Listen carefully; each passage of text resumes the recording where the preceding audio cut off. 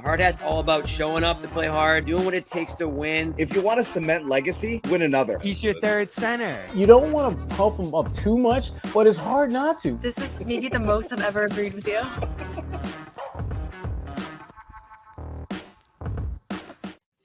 Hey, Bobby Manning here. Welcome to a late week Garden Report as we discuss the ongoing questions about the Celtics offseason, and one of them answered this week with Jaylen Brown undergoing surgery on that partial meniscus tear in his knee. Chris Forsberg is here as scheduled. Didn't know this would be coming, Chris. So we get a fresh topic here. Probably not the best one for the Celtics, but hey, any of these question marks that can be answered, or it feels like it's a moment. I was joking with you before we hopped on. Like it's like when you asked, I was like, what are we going to talk about? Like the same 5 topics about this offseason, and then the Jaylen news came down, and I don't know, it just feels like at least one of the question marks is answered. Now it doesn't answer like, does it change anything about the Celtics offseason? Probably not, but it's certainly, at least if regardless of whether you're using trade conversations or whether it's, you're taking him into next season and he's your focal point, at least he's going to be there on day one,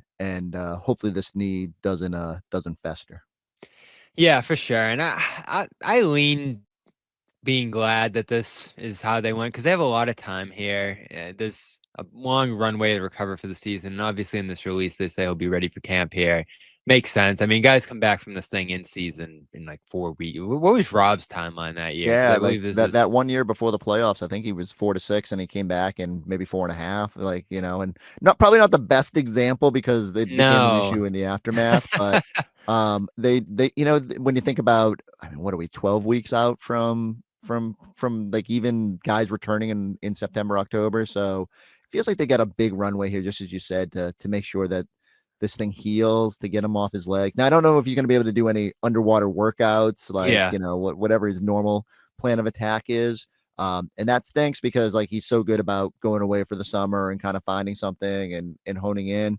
But he's creative. I'm sure he's going to find something. He'll do something to keep the cardio up and all that. And but it's kind of wait and see on what he looks like when he gets back out there. Again, silver lining, I guess, is that they haven't had a real chance to downshift them in the past couple seasons. So hopefully taking some wear and tear off the knee over the next couple months puts him in position to be the best version with, wherever he is and whoever's around him when he's back on the court.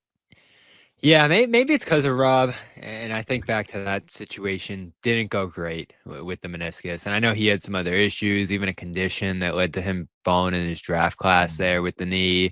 He's dealt with a lot of different things there. And this, by all accounts, is Jaylen's first knee issue he's had to deal with. But I never like hearing meniscus, because especially when you go this route, this procedure, as opposed to a repair, and, talking to some medical people, repair isn't always necessary.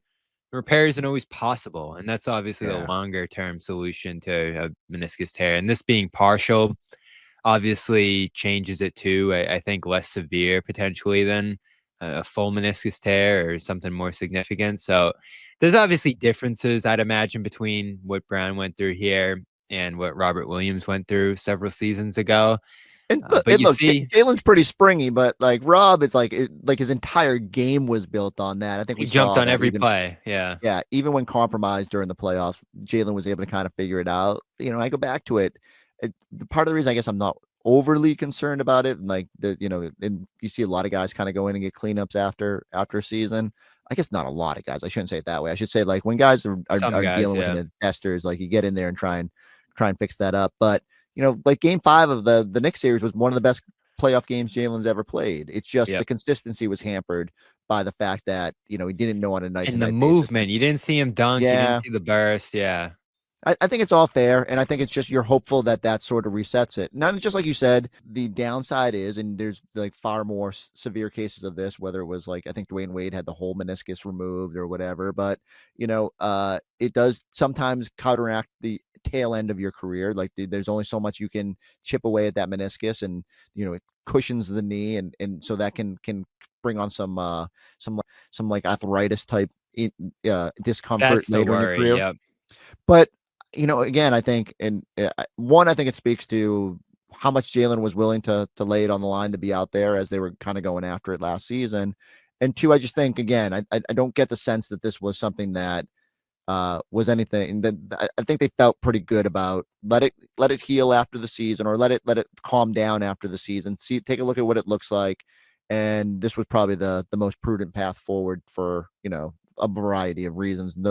Most of which is probably just like getting them feeling good enough to sort of ramp it back up when it matters. So I'll throw this out there now, and we'll get to some of the possible routes they could take this offseason. But, since he's going to recover and spend this offseason off his feet and all that, and there'll certainly be discussions, I'd imagine, about his future here in Boston. Do you think this has any impact on the decision they'll make here, whether to entertain moving on from him or keep him here? Yeah, I would. I mean, look, the Celtics will know better than anybody else based on the medicals, like exactly, how concerned you should be and all that. I don't think it changes the process much. The one thing I would say is that I think we were all wondering that if he did have to get it stitched back together and the longer recovery, would either teams that were interested be less likely to pursue him? Because as ridiculous as it sounds, like even having to wait a couple extra months to get your player, like, teams don't want to do that, especially in a big splash move like that.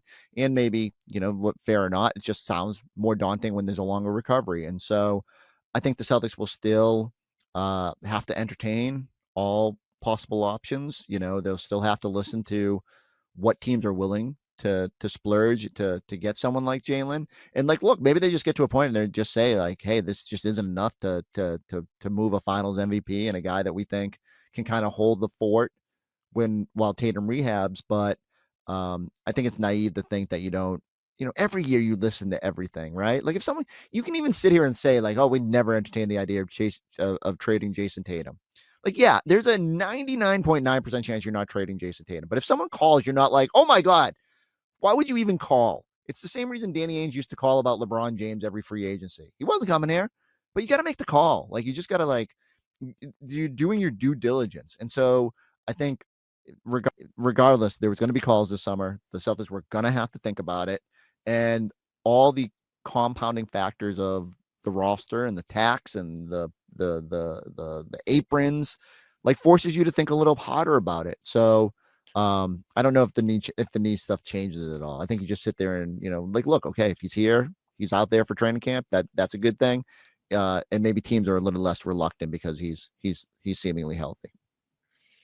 I want to ask another Jaylen question first. We'll take a quick break here from our sponsor, Prizepicks. All right, the Garden Report is powered by Prizepicks, and the championship series continues between the Pacers and the Thunder. All the stars are in action. Shai Gilgeous-Alexander, Tyrese Halliburton. Awesome game so far in this series, and the best part over at Prizepicks is trying to figure out what these guys are going to do from a points, assist, rebounds perspective. You just pick more or less on at least two players for your shot to win up to 2,000 times your cash over on Prizepicks. They've made daily fantasy sports accessible, fun, and I just love going over there to see what they think these stars are going to put out from their statistical standpoint every game. And then you try to cook up with your friends. Is it more? Is it less? You can debate. You can compete against each other over there. It's fun stuff. And if you think you know ball, there's only one series left in the playoffs, and the championship is officially on the line. That means time's running out for you to put your final takes to the test on Prizepicks, the best place to cash in on your favorite sports. This year's basketball playoffs are headed toward crowning a first-time champ. For the first time in more than 50 years, don't miss your last chance to cash in on history with Prizepicks. Pick more or less on player stats like points, rebounds, assists, and you're on your way. They invented the flex play, which means you can still cash out if your lineup isn't perfect. You can double your money even if one of your picks doesn't hit. And right now you got baseball, hockey, esports, and much more going on Prizepicks as well if basketball isn't your thing. But I'd imagine if you're here, you're aiming to win on the championship series. So right now, I think there's two rules of thumb in this series. You can't go wrong with more assists for Tyrese Halliburton on any given night. He's going to put out the assists, regardless of if his scoring's there or not. That'll come and go. I actually think there's a case to probably go less on Halliburton scoring against this lineup. And then for Shai, He's always going to get his. More on points for Shai Gilgeous-Alexander, I think, is always a good pick over there. And on Tuesday, you get Taco Tuesday over on Prizepicks. So player projections on the board, usually 15 to 25% happen on Tuesday. And on Flex Friday, you can opt in and you're eligible for the protected play. Choose squares from any game on the board. And if your lineup does not win, you get your net losses back in promo funds up to your promo limit as soon as your lineup settles. So go over there and check that out. Use the code CLNS after you download the app. Get 50 instantly after you play your first $5 lineup in this championship series. Great time to do it. That is code CLNS to get $50 instantly after you play your first $5 lineup. Prizepicks, run your game. All right, so you've looked, Chris, every angle of this offseason, every path that they could go down. You've seen them all. I wonder, because this is a question I have, and I've heard some people answer it no. I've heard some people say this is possible. Long term, in this CBA, and with these restrictions and all that, is it feasible to build long term around two supermax players? Could they redevelop a championship contender around Brown and Tatum, both making $50, eventually $60 million a year? So the argument for it would maybe as easy as like the Pacers right now. So I think Siakam and Halliburton are at $45 million apiece, and without pulling up Spotrac, but it's because everybody else is 18 million or less. Like you can cram a bunch of good puzzle pieces in there. Essentially, you're putting the pressure on yourself to draft almost perfectly, to limit your window, because as soon as you do draft and develop somebody, as soon as they get good, you probably can't keep them, or at least without transitioning out one of your already max contracts. So I think in feasibility, I've not seen it as the best avenue. And I just think it's just the reality of how this is built now. When you think that two guys are taking up 70% of the cap, and you start trying to put even just modest pieces around them, it gets really difficult. You have yourself one Derrick White, at $28 million, and all of a sudden that's tough to sort of shoehorn it all around.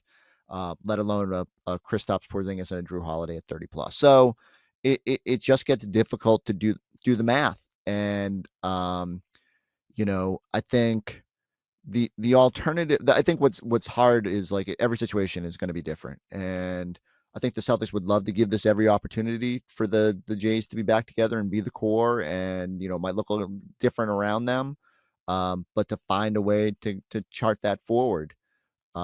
If you're asking me what I think, one of the things that, as I think all of us digest this, and, I know people don't want to hear it, and fans have been snapping at me and when we write this stuff, but it's like, when you do the math, you realize how hard it is. And it's why I think you have to think just a little bit harder about those alternative paths, those paths that you didn't think you'd ever have to really consider. And the Tatum injury impacts it, right? Because half of those two supermax guys is going to miss some percentage of the next 2 years here. Exactly. It all, like, even if the Celtics had sort of set in their head, okay, even if you don't win this year, you keep the gang together, it might not look the same. You might have to lose Drew. You might have to move a guy like Sam, and while that's not ideal, it's just like, at least you could then keep Jason, Jaylen, Derrick, Kristaps, Peyton. Like, you're still coming back with a team that you felt like was a championship contender. The Tatum thing changed everything. And the other thing that, like, and the other thing that makes it so hard, and I'm sure you experienced this too, is like, we can talk to as many experts as we want. We have no idea, like, what the Tatum rehab is going to be like, and when he's going to be officially ready to play again, and what the team will want to, like. Okay, what if Tatum wants to play at the end of next season, but the team's like, can't risk that. It's just such a balance. And so, the uncertainty there just adds a layer of complication to everything that come up. And so I guess when I step back and I think Derrick's going to be 32 by the time Tatum's maybe back at the peak of his powers, and Jaylen Brown's going to be 30, which seems impossible. Like that Jaylen's going to be 30 in this league. And I don't like hearing that, because I'm their age, Chris. Yeah, right. Like, 30, I'm much older now, and I'm like, I'm totally old and over. So like, every time someone says like Al's old, I'm like, hey, not that old. But it's like, it's just a reminder that, like, look, this wasn't going to be forever, and it's fun to think it would be. but the way the league has structured it, it might just be untenable. And so I just I don't envy Brad Stevens. All the guys that came before him got to a point where they had to make really tough decisions that in the moment weren't always slam dunks. Like you can look back and say, oh, Danny Ainge made the right thing, trading Kevin Garnett and Paul Pierce and getting all those picks. Like there were still so many variables in that. Everyone was celebrating the Nets and bringing that together and how good they were going to be. And no one knew the picks would turn into Tatum and Brown. And like, there's still a lot of luck in like, if the Sixers don't lose their mind with drafting and if like the Lakers aren't locked on Lonzo Ball, like there's just so many factors that go into like Brad made one. I'll give him the smart one. Wasn't easy. Yeah. Easy. Not as significant as this, but at the time it wasn't a consensus slam dunk move, I'd say. From Kemba to Smart, certainly with Rob, like it was always tough decisions that were bold, like, and that he probably knew we're going to get some pushback. Certainly not, just as you said, not to the level of having to think about trading a Jaylen or a Derrick or whatever the case may be. But yeah, like I just think people haven't quite grasped that you have to think about these things because of the way the rules are now, and that's no fun. The NBA really messed up with how their teams that are home growing talent, especially, are being penalized. Like I think there should be some incentive to draft and develop your guys. It's as simple as like don't make it count 35%. Like they still get the money, just don't make it so that your tax calculations are based on the same percentage. Like leave it at 30%. Like all of a sudden you've got 10% extra money to work with. And like all of a sudden getting some extra talent on your roster isn't hard, but look, they're gonna have to cross that bridge the next CBA. And for now it's like Celtics got to figure out what the best path forward is. And then you add in the other complication, like a new owner who assuredly doesn't want to come in and like be the guy that strips this down to parts. It's like, it's so layered, and I've never seen a situation where an off season is so complicated because of like a variety of reasons that teams have never had to deal with before. Yeah, for sure. And they don't want to be desperate, right? I think that's the good tone Brad said in his exit interview there is we have good players, and we're going to have to get something for these guys. And I think that's what it's going to come down to, unfortunately, for them, is they'd probably prefer to go in a certain direction, but it's probably going to be decided for them what the best return will be on any one of these guys. Because I think it's easy to say trade Sam, trade Holiday, work from like the guys who are older, maybe less valuable per se. But you're getting less back for those guys. Like I'm going through Hauser trades yesterday, and I don't know, get a second for him maybe. Yeah. If just moving off his money. Holiday, you maybe getting a contract back that you can move on from and just get off the $30 million for 3 years. So that's not helping you, and you still have the same issues effectively going forward between everybody else that would be remaining there. I think the hope is Bobby are you bold enough to pull the trigger on a Derrick or Jaylen deal? So Derrick, I think, is what you have to consider here, because especially I hear the Zach Lowe's of the world kick around his name, the interest that would be out there for him. If there's I think with Derrick and Jaylen, it comes down to would a team blow you away, and I think there's the potential relative to his value, relative to his age and his importance here, that a team does come away and blow you away with multiple first-round picks for White, maybe a young player that you can develop and build around coming out of that trade. He just looks like such a finishing piece to a winning team at this point. And I almost imagine, not knowing anything, them calling all these teams about Holiday, and these teams just coming right back and saying, yeah, we like Holiday, but what about White? Especially with the contract he's on, especially with him being a little younger and more productive, certainly offensively, than Holiday. That might be where they get stuck here. And, I don't know if there's any regrets about a Holiday extension here. I don't know if he would have taken that player option, the year they extended him. But now you have 3 years of him at $30 million. It's not the worst deal in the world, but it makes it tougher to move and actually get value back. Like if he was on a 1-year deal right now, I think you'd actually get great value for Holiday coming back. Now, you might have to move off a pick. There's reports out there of that. So to me, I'm keeping Jaylen around for now, just because I think you need someone to stabilize next year. I'm not a proponent of tanking next year I and don't think you trying to bottom can. out. I don't even think it's possible. So that's a Like, factor look at the there. East. It's so bad. Like, I don't care Yeah. what moves happen this offseason. Like, a team, even with Peyton and Derrick, who went out, remember, they just went and scored 40. Like, you're going to be too good. You're going to be like, I try to do, like, what's the worst case scenario if you bring back Jaylen and core pieces? Like the worst I could come up with was maybe sixth in the East, and probably as high as 4, right? Like 4 to 6, somewhere in there. Depends on like what happens. Like, do the Cavs strip down a little bit, and do they pace themselves more? But you're still like, unless the Magic and Pistons are just going all out, and the Pacers don't pace themselves, like it's you're still in the mix. You're still too good. So yeah, I just think I there's no perfect answer here unless you get blown away by something that's out there. I wonder though, like, how does the team, as they start thinking about the puzzle, do they value both the relationship that Jason has with Derrick, and like how much they really enjoy each other, the way that Derrick's salary really gives you some flexibility in how you build. Those guys Um, complement each other well too when Tatum eventually right. returns. And so it just comes down to, just like you said, it's what we don't know. It's like, what does Brad know about what he can get for these guys? And that still makes it a tough decision, but maybe it's a little easier when you start having the info that can put the puzzle pieces together.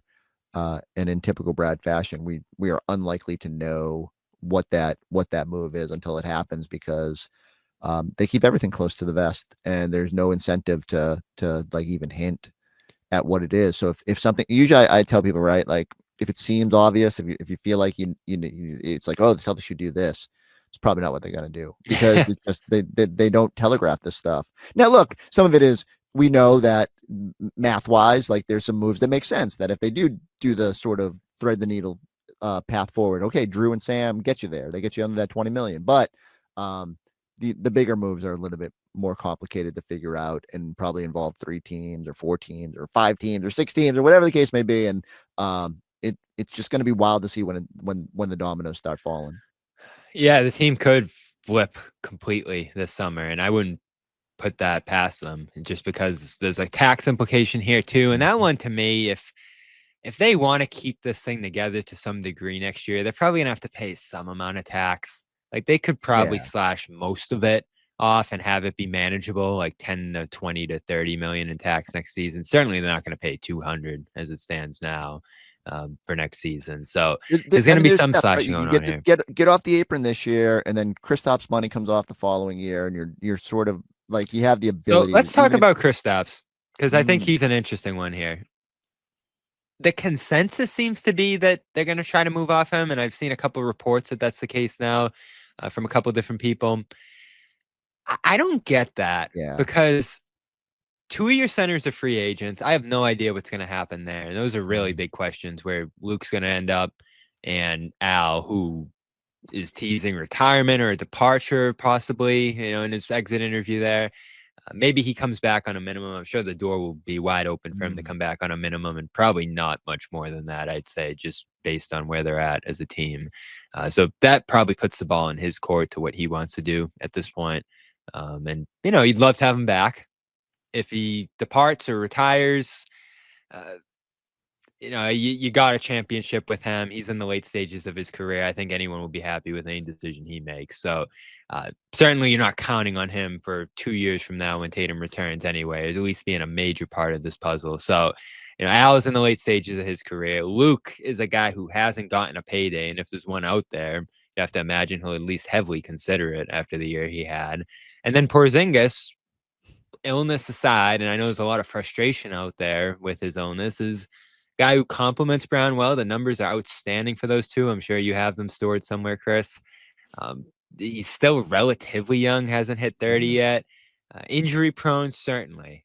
But do those injuries and his lack of availability allow you to keep him around at a much lower Right. salary number after next season?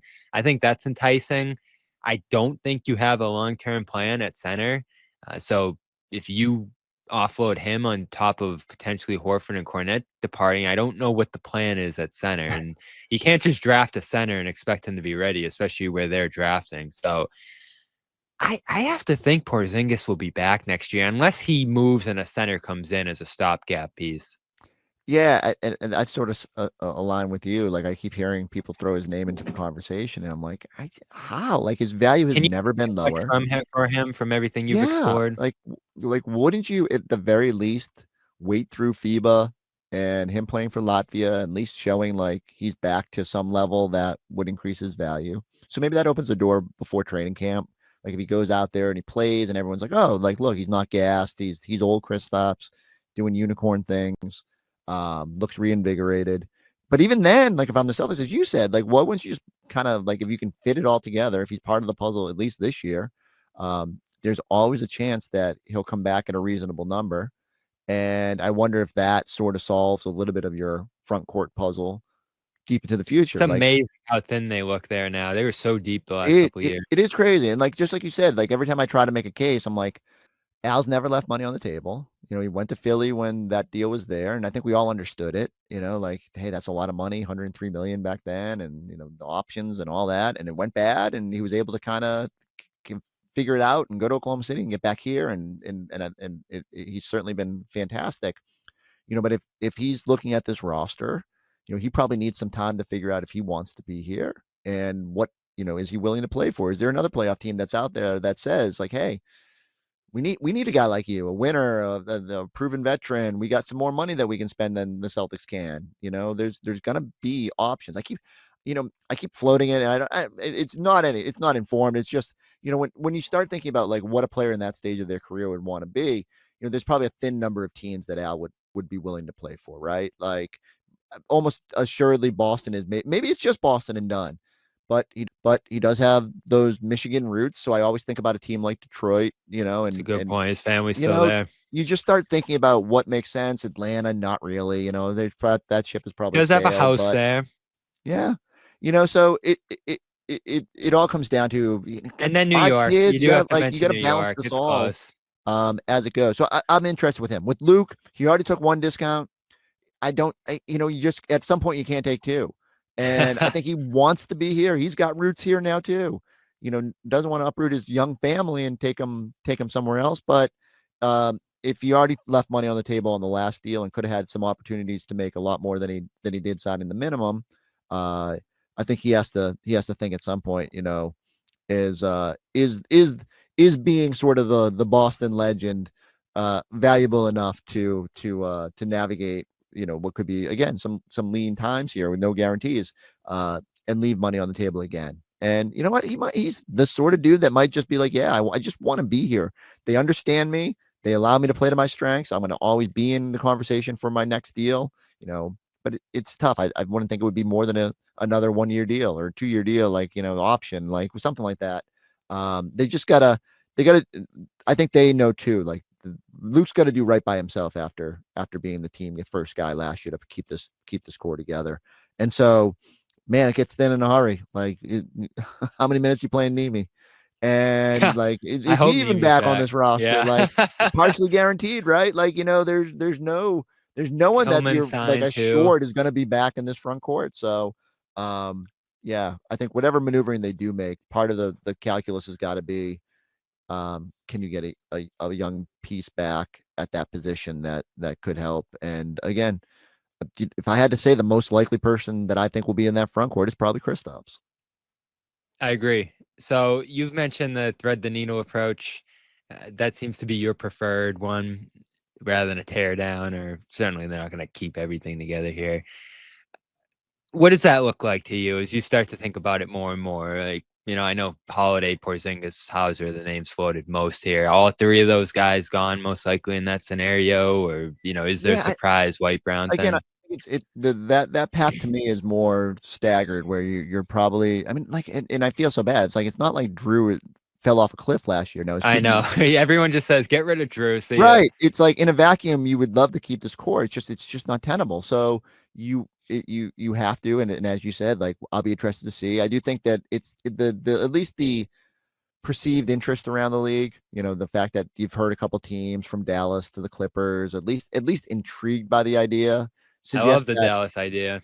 yeah, like maybe you don't have to get a pick there, but even then, if you're bringing in a third team to dump some of the salary, then you probably are moving some capital. Maybe it's not a first, but maybe it's, you get some Brooklyn's just waiting. yeah. So put it this way, you're gonna have to get creative, and you know, from there, because you need to still trim a little bit more, if nothing else, than to entertain the idea of Luke and Al.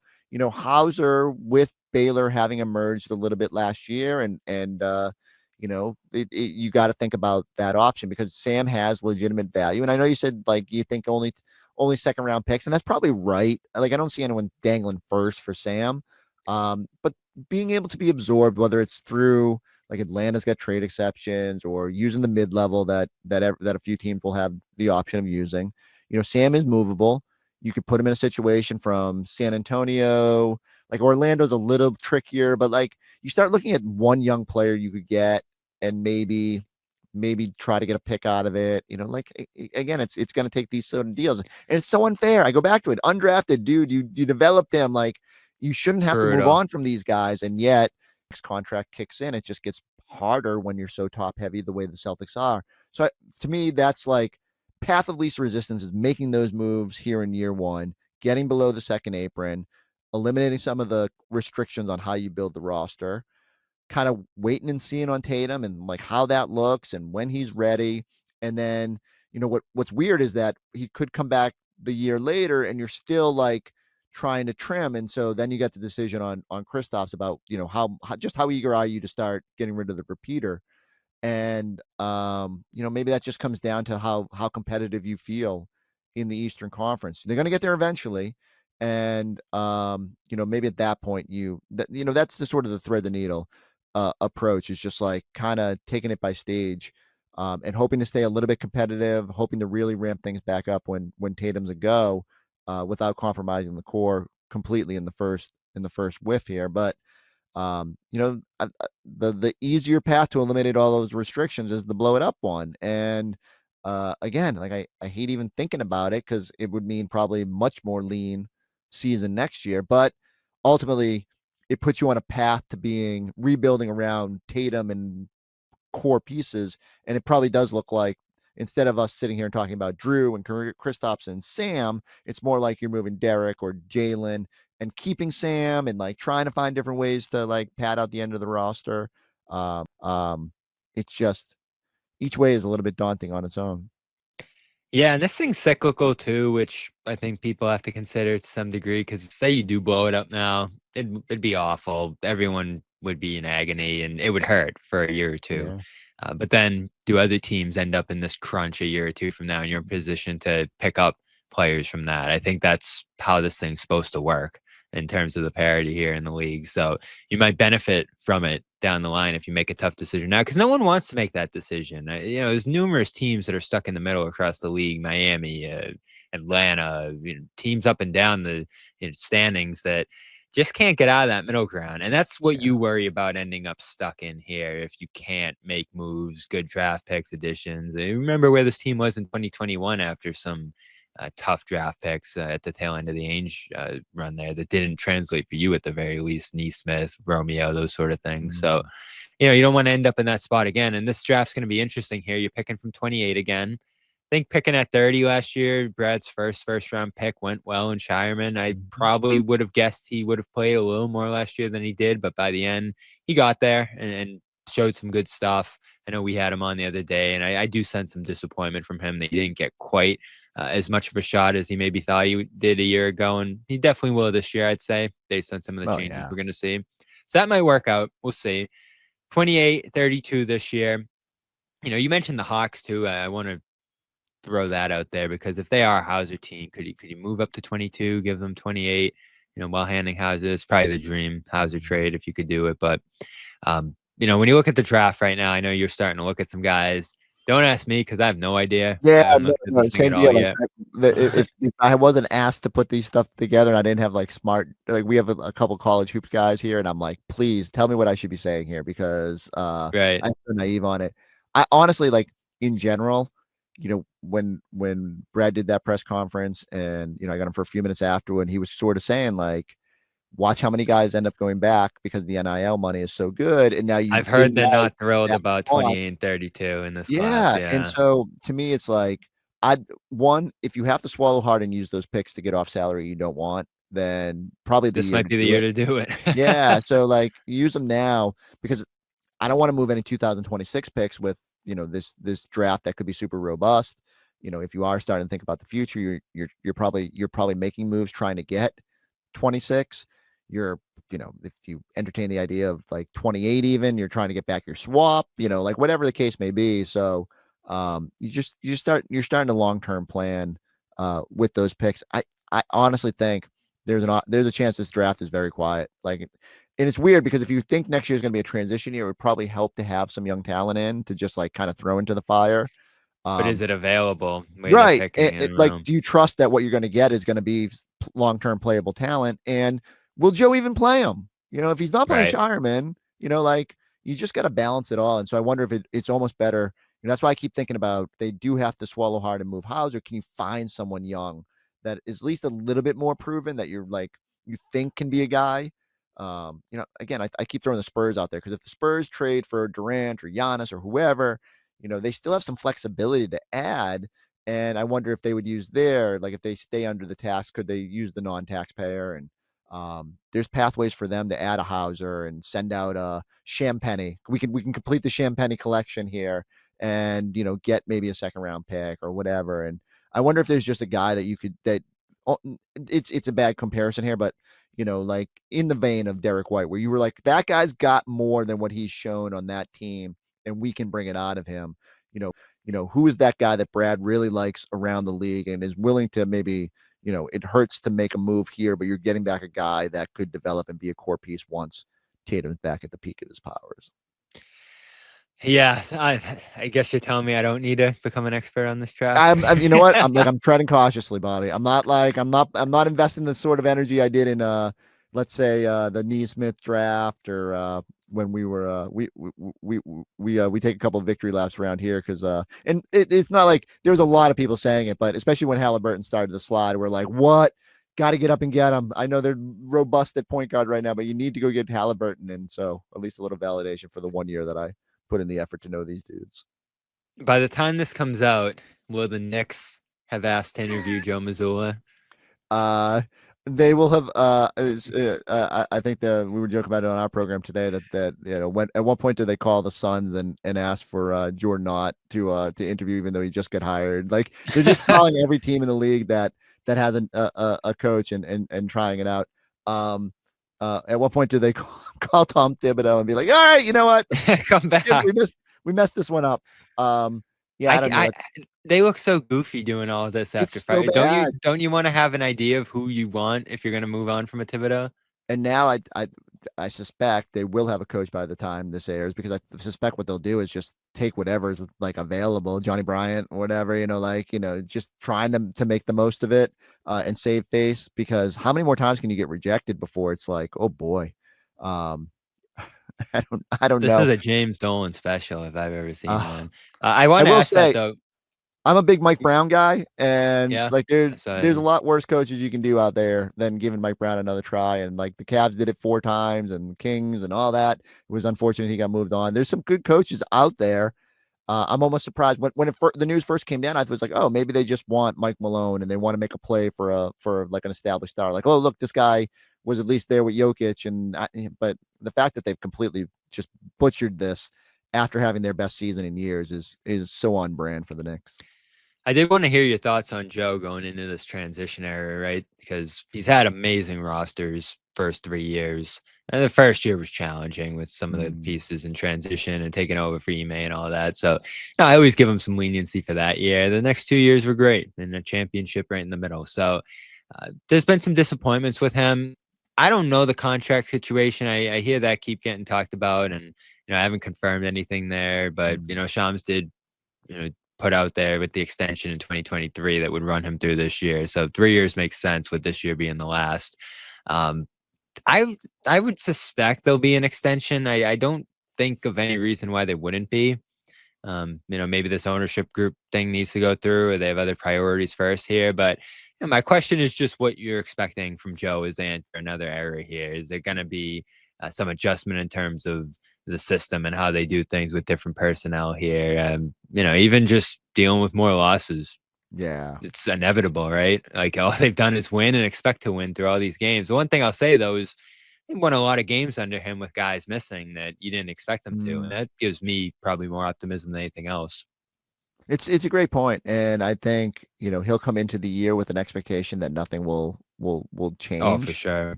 And I think he'll stress that upon his players and say, like, look, I trust you guys, and that's probably the message you should impart. I think the harder part for him is going to be is if they do start hitting the bumps in the road, how does he handle it? Does he have to tweak his own, the way he projects at the podium, the way he answers questions, and I guess you always want someone to be authentic, but just to embrace the reality that, there could be some bumps here, and you can't just take the approach of like, we're going to figure it out. It, might be a little bit deeper than that. And so I suspect he'll adapt and he'll figure it out. And you can't be the Orcas every year. You gotta, you can't sit there and yearn for the target. The goal is to figure out how to get back to where you're in that conversation, and it just might take some time.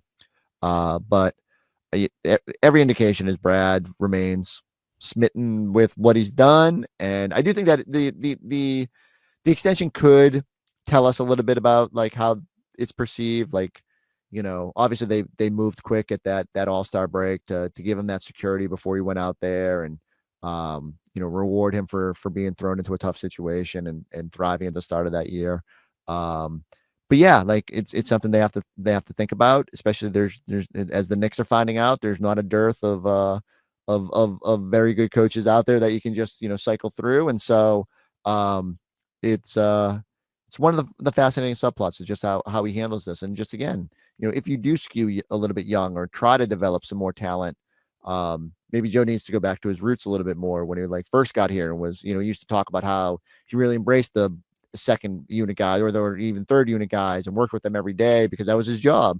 And then he got promoted, and it's only natural you're focused on the top guys.